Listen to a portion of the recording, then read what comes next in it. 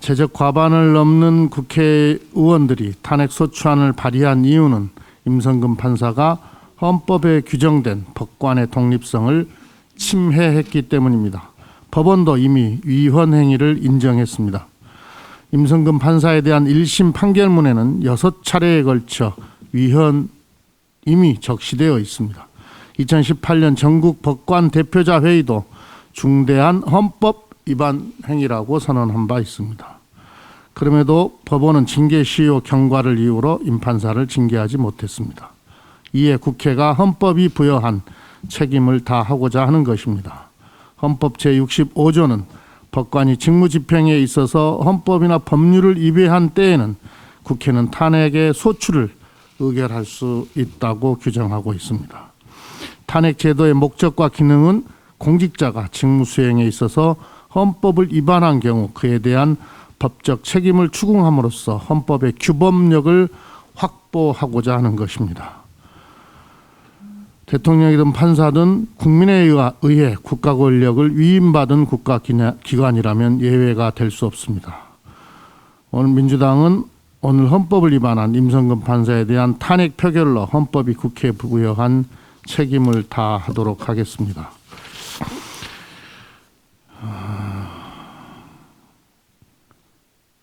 김종인 위원장께서 태극기 부대로 변해가는 것 아닌지 안타깝습니다.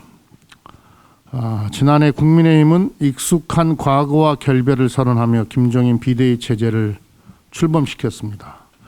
김종인 비대위원장 역시 변화와 혁신을 강조하며 엄청난 변화를 예고했습니다. 그러나 또다시 선거를 앞두고 철진한 북풍 색깔론을 꺼내든 국민의힘에는 엄청난 변화 대신 과거의 구태만 보이고 있습니다. 그 구태 정치의 선두에 김종인 위원장이 있습니다. 김종인 위원장은 어제도 반성과 사과는커녕 엉터리 의혹을 주장하며 국정조사를 요구했습니다.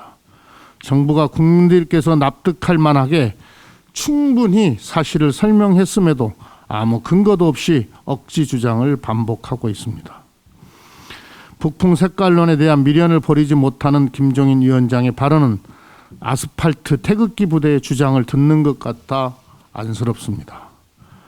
고장난 레코드 같은 국민의힘의 북풍 색깔론에 두 번 속을 국민은 없습니다. 김종인 비대위원장의 의혹 제기는 과거 NLL 파문을 떠올리게 합니다. 국민의힘은 2012년 대선에서 고 노무현 대통령이 NLL 포기 발언을 했다고 의혹을 제기해 큰 파장을 일으킨 바가 있습니다. 결국 대선이 끝나고 국가정보원이 2013년 남북 정상회담의 회의록 전문을 공개하고서야 그 제기했던 의혹이 대국민 사기극이었음이 드러났습니다. 지금 김종인 위원장과 국민의힘은 또다시 거짓 선동으로 대국민 사기극을 벌여 국민을 혼란에 빠뜨리고 국론을 분열시키려고 합니다. 북풍 색깔론이 김종인 대표가 약속했던 변화와 혁신이고 그 과거와 완전히 결별하고 펼쳐나가겠다던 새로운 미래인지 묻지 않을 수가 없습니다. 변화와 혁신의 길을 가겠다는 김종인 위원장은 지금 스스로가 결별해야 할 과거가 되어버렸습니다. 국익은 내팽개치고 당파의 이익만 쫓는 낡은 정치의 결말은 뻔합니다. 사라져야 할 북풍 색깔론을 되살려낸 김종인 위원장은 혁신을 말할 자격이 없습니다. 대한민국 정치에 더 이상 김종인 위원장을 위한 역할과 자리는 없을 듯합니다. 진정한 보수 혁신을 위해서라도 김종인 위원장은 이제 정치적 소임을 내려놓으실 때가 된 것 같습니다.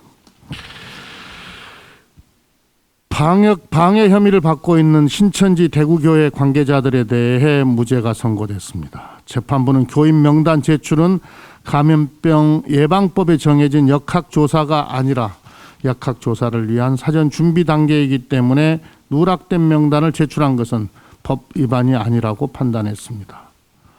아쉽습니다. 역학조사의 시작은 명단 확보부터입니다. 재판부의 결정은 역학조사의 시스템을 이해하지 못하는 판단으로 보여서 아쉽습니다. 신천지 대구교회 관계자들은 교인 명단을 빠뜨리고 늦게 제출해 당국이 방역의 골든 타임을 놓치게 했습니다.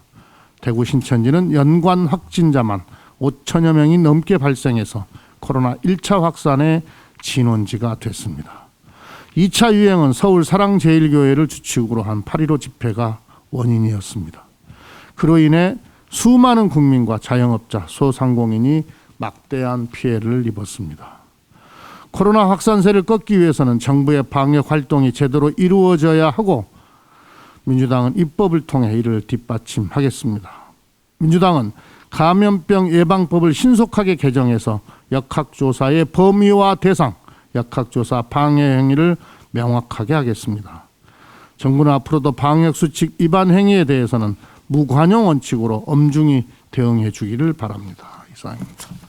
민기군경이라는 말이 있습니다. 백성이 귀하고 임금은 가볍다는 뜻입니다.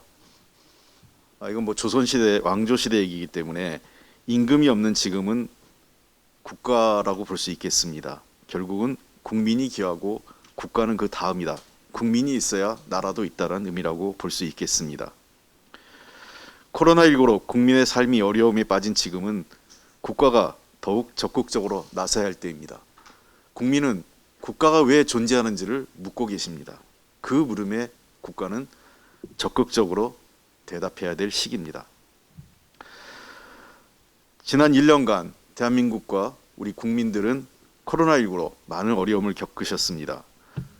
정부의 방역 지침에 충실하게 따라오시면서 우리나라는 효과적으로 코로나19를 통제하고 있는 북반구 지역의 거의 유일한 나라입니다.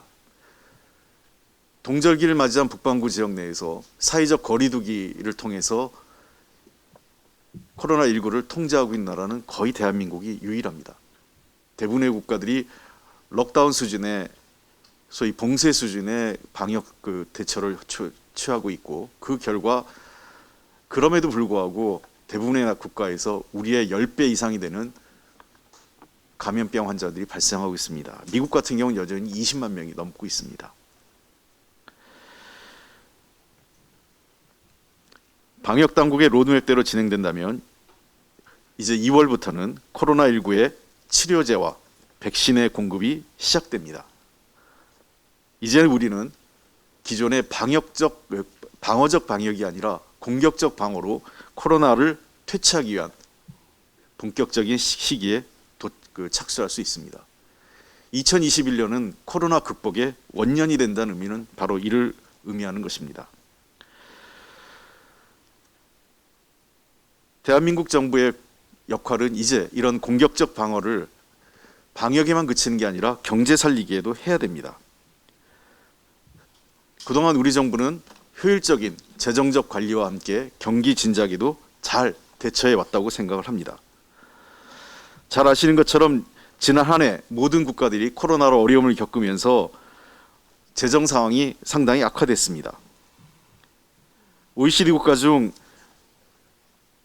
일본과 미국 같은 경우에는 지난해 재정 부양액이 GDP 대비 11.3%, 11.8%, 그리고 그 결과 국가 채무 비율이 일본은 전년 대비 16.3% 오른 241.6%, 미국은 19.4%나 오른 128%에 달했습니다. 비교적 상태가 양호하다고 있는 독일의 경우도 재정 부양액이 GDP 대비 8.3%고 그 결과 국가 채무 비율이 전년도보다 14.4% 오른 73.9%에 달했습니다. 한국을 말씀드리면 한국은 지난해 GDP 대비 재정 부양액이 3.5%입니다. 그 결과 국가 채무 비율은 전년도보다 3% 증가한 44%를 기록했습니다. 이것은 두 가지 의미입니다. 한국의 재정 상황이 상대적으로 양호하고 여전히 국민과 경기 진작을 위해서 재정의 역할을 보다 확대할 수 있는 여지를 갖고 있다는 의미입니다. 또 반대로 얘기하면 지난 한 해 다른 국가에 비해서 국가 재정이 상대적으로 소극적인 역할을 했고 제 역할을 제대로 하지 못했다라는 지적도 있을 수 있습니다. 그동안 당과 정부는 재정의 지속 가능성과 그리고 확장적 재정이라는 두 가지 가치를 놓고 균형 잡힌 정책을 추진하기 위해서 노력을 해왔습니다. 효율적인 관리를 통해서 우리는 OECD 국가 중에서 상대적으로 양호한 경제 상황을 유지하는 가운데 재정적 여력도 확보한 상태입니다. 이제는 우리는 보건의료적 방역으로부터 경제적 방역에 나서야 합니다. 민생경제를 살리는 방역으로 전환해야 될 시기입니다. 전국민 재난지원금과 선별지원금을 병행하는 경제적 방역의 전면에 국가가 나서야 한다는 뜻을 담고 있습니다. 국민을 살리는 것이 국가의 책무인 만큼 필요하다면 국가가 국민의 대신해서 빚을 지고 국민에게 힘이 돼야 될 시기입니다. IMF 때 금모기를 하시던 우리 국민들이십니다. 그 시절 그 큰 희생으로 우리 국가는 더 강해졌고 우리 기업들과 금융권은 다시 회생해서 글로벌 기업과 글로벌 금융으로 성장할 수 있었습니다. 국가 재정은 단순히 숫자로 끝나는 게 아닙니다. 국가 재정이 국민에게 힘이 되는지, 적재적소에 쓰이고 있는지, 그리고 국민이 어려울 때 그 시기를 놓치지 않고 활용될 수 있는지 우리는 고려해야 됩니다. 당은 정부와 적극적인 협의를 통해서 빠른 시일 내에 추경을 편성할 예정이며 그 추경에는 보편적 전국민적 지급과 함께 선별적 지급을 두텁하게 반영할 생각입니다. 재정의 지속 가능성과 함께 국가의 재정이 그리고 국가의 재정이 어떤 역할을 해야 될지 그리고 국가가 왜 존재해야 되는지를 이번 추경에 반드시 담아내겠습니다. 포스트 코로나 시대의 신복지제도가 이번 이낙연 당대표께서 교섭단체 대표연설을 통해서 제시하셨습니다. 또 새로운 복지체계인 국민생활기준 2030을 밝혔습니다. 우리 당이 지금 야당에서 제기한 그 어떤 정쟁적인 이슈보다 관심을 갖고 풀어내고자 하고 있는 것은 바로 코로나19로 인한 불평등의 해소와 완화입니다. 한때 유행처럼 쓰이던 미래는 이미 와 있다. 다만 널리 퍼지지 않았을 뿐이라는 SF 작가 윌리엄 깁슨의 말이 무색할 만큼 코로나19로 인해 4차 산업혁명의 사회적 대전환이 우리 옆에 와 있습니다. 피부로 느껴질 증입니다. 이 새로운 경제사회적 변화에 코로나19를 통해 드러난 복지사각지대, 다양하게 진화하는 국민의 요구에 맞춰 제안된 것이 신복지제도 국민생활기준 2030입니다. 이낙연 대표의 연설에서 밝힌 대로 소득, 주거, 교육, 의료, 돌봄, 환경 등 국민의 삶의 전반에서 생활의 최저 기준을 보장하고 적정 기준을 지향하는 것이 골자입니다. 이를 위해 우리 당 정책위는 새로운 복지제도를 현실화할 수 있는 방안을 신속하게 준비하고 국민들과 함께 협의해 나갈 것입니다. 먼저 지급 연령을 18세까지 확대하자는 제안에 따라 아동수당법을 개정을 적극 검토해 나가겠습니다. 현재 지급 연령을 아동이 중고등학교에 입학하는 시기인 13세와 16세로 상향을 위한 아동수당법 일부 개정안이 발의된 것으로 알고 있습니다. 여기에 선진국 수준인 만 18세로 명시한 별도의 개정안 발의를 추진함과 함께 이에 대한 사회적 합의를 모아가도록 하겠습니다. 아프면 쉴 수 있는 사회, 아파도 미안해 할 필요 없는 사회를 위한 전국민 상병수당의 경우 현재 국민건강보험법에 건강보험 부가급여의 하나로 상병수당에 대한 지급 근거는 존재하고 있으나 임의급여 방식으로 실행력이 담보되지 않아 의무급여로의 전환이 필요한 상태입니다. 적용 범위, 재원, 기준 연관제도와의 관계 등에 대한 각계각층의 의견을 충분히 듣고 내일의 의식주 때문에 오늘의 아픈 몸을 이끌고 일터로 향하는 일이 없는 사회를 만들기 위해서 노력하겠습니다. 온종일 돌봄과 공공노인 요양시설의 경우 예산 확보가 관건입니다. 현재 학교, 지역아동센터, 다함께 돌봄센터, 청소년 방과 후 아카데미 등 다양한 시설에서 초등 방과 후 돌봄 서비스가 제공 중에 있는데 지속적으로 이러한 시설을 확충해 나가도록 지원해 나가겠습니다. 공공노인 요양시설의 설치는 정부와 지자체의 재정 부담으로 이루어집니다. 유관부서의 공조를 통해 정부 분담 몫이 조금 더 늘어날 수 있도록 노력해 보겠습니다. 이러한 모든 법제와 제도화의 노력은 국민생활기준 2030 범국민특별위원회를 설치해서 야당은 물론 시민사회, 학계, 각계각층과 충분히 논의하면서 그 방향과 원칙을 만들어 나가도록 하겠습니다. 이미 와 있는 미래가 더 나은 미래가 되도록 우리 당과 정책위는 성장과 분배의 선순환을 통한 포용국가 설계에 최선을 다하겠습니다. 한 가지 일부 보도와 관련돼서 그냥 제가 설명을 좀 드리겠습니다. 최근에 그 산업부 원전 관련 얘기가 나오니까 하다 이제 제가 원조라고 또 일부 언론에서 보도를 하셔가지고 조선일보하고 중앙일보인데요. 이 보고서를 갖고 인용을 하신 것 같습니다. 남북 경제공동체 추진구상이라고 2011년 11월에 제가 정치할 생각도 없고 대외경제정책연구원이라는 국책연구기관에 근무할 당시에 당시 통일부로부터 연구 용역을 받고 준비했던 자료입니다. 거기에 여러 가지 방향으로 준비를 했던 건데요. 잘 아시는 것처럼 2011년 11월이면 통일부 장관은 류익 씨였고요. 그때 대통령은 이명박 대통령이셨습니다. 서문에도 이런 내용이 나옵니다. 2010년 8.15 광복절 경축사를 통해서 이 대통령께서 강조하신 상생공영의 대북정책과 정책수단인 비핵개방 구상을 위해서 이 보고서를 작성했다고 나와 있습니다. 그리고 뒤에 이 인용된 문건을 보면 200만 킬로와트 제공에 대한 그 지적을 하고 계신데 200만 킬로와트 지적이 딱 그 부분을 뺐습니다. 희한하게도 중앙일보가 사진을 찍으면서 딱 위에 제일 중요한 이 타이틀 소 타이틀인 그 네모의 그 굵은 그 볼드체는 지워버리고 밑에 200만 킬로와트 전력 공급의 대안들 해가지고 쭉쭉쭉 원전 건설까지 있다고 해서 했는데 그 제일 큰 제목이 뭐냐면 핵폐기 프로세스에 따른 에너지 지원이라고 되어 있습니다. 이거는 잘 아시는 것처럼 94년 제네바 핵에너지 지원 프로그램이 있었는데요. 그것에 따른 북한에 200만 킬로와트를 제공하기로 했기 때문에 만약에 남북한 그리고 북미 간의 육자회담 차원에서 핵폐기 프로세스가 합의가 된다면 이미 94년도에 약속했던 200만 킬로와트의 전력 지원 문제를 어떻게 풀어가야 될 건가 하는 차원에서 검토한 내용입니다. 핵발전소를 지어주든 전력을 송전하든 그 무엇이든 방식은 그 전제는 북한의 핵폐기 프로세스가 진행된다는 것이 전제된 내용입니다. 근데 딱 그 제일 중요한 위에 거를 빼고 마치 아무 관련 없이 언제든지 북한에 핵 지원을 한다고 한 것은 제가 보기엔 실수인지 어떤 악의적 편집인지 모르겠습니다. 그럼 중앙일보 기자만 아시겠죠. 그 사진을 인용하신. 어쨌든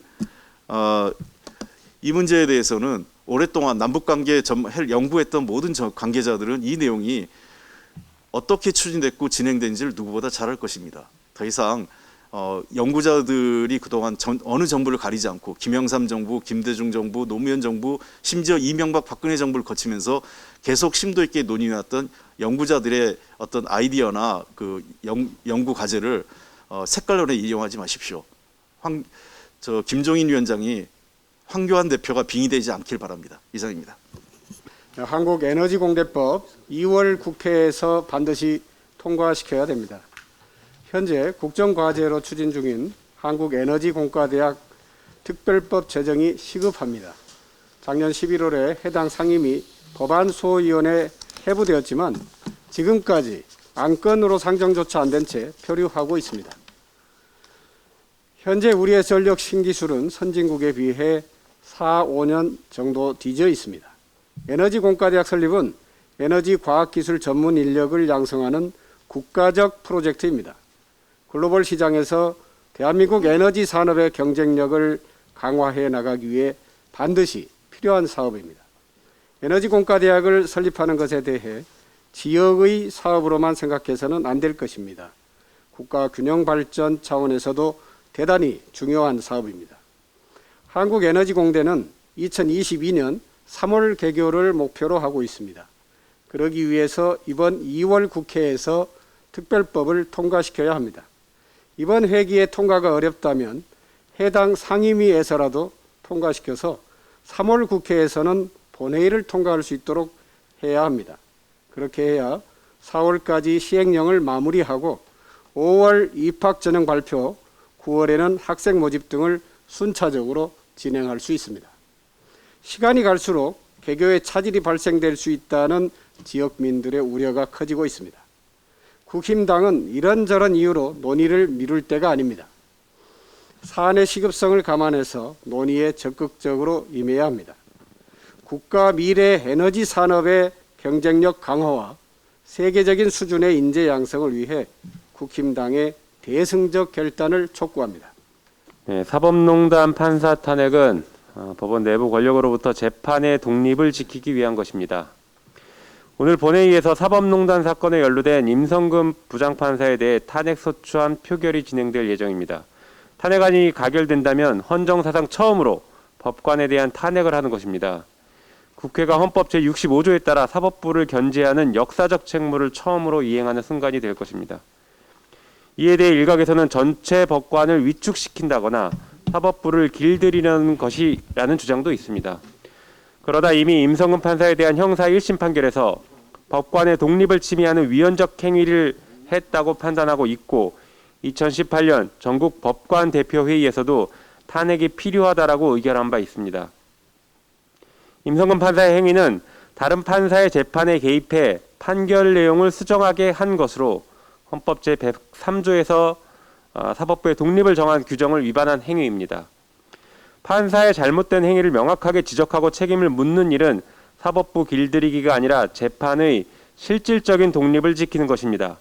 특히 이번 탄핵은 법원 내부 권력이 함부로 재판에 개입하는 것을 차단해 판사의 신분을 실질적으로 보장하고 공정한 재판을 하게 하기 위함입니다. 검사가 잘못한 사람을 기소하고 법원이 재판을 통해 처벌하는 것과 국회가 잘못한 판사를 탄핵하는 것은 다를 게 없는 일입니다. 사법부 독립은 헌법상 중요한 가치입니다. 사법부 독립은 공정한 재판을 위한 것이고 공정한 재판은 궁극적으로 국민의 기본권을 보장하기 위해서입니다. 따라서 사법부 독립이 중요하다고는 하나 국민의 기본권에 앞설 수 없고 우위에 있을 수도 없습니다. 국회가 임성근 판사에 대해 탄핵을 가결하지 않는다면 앞으로 재판을 받는 국민들은 담당 판사에게 억울함을 호소할 게 아니라 인사권자나 상급 판사들에게 뒷거래를 시도해야 한다는 절망감에 빠질 것입니다. 적어도 국민들이 기본권을 보장받기 위해 이런 뒷거래에 대한 절망감은 국회가 나서서 막아야 합니다.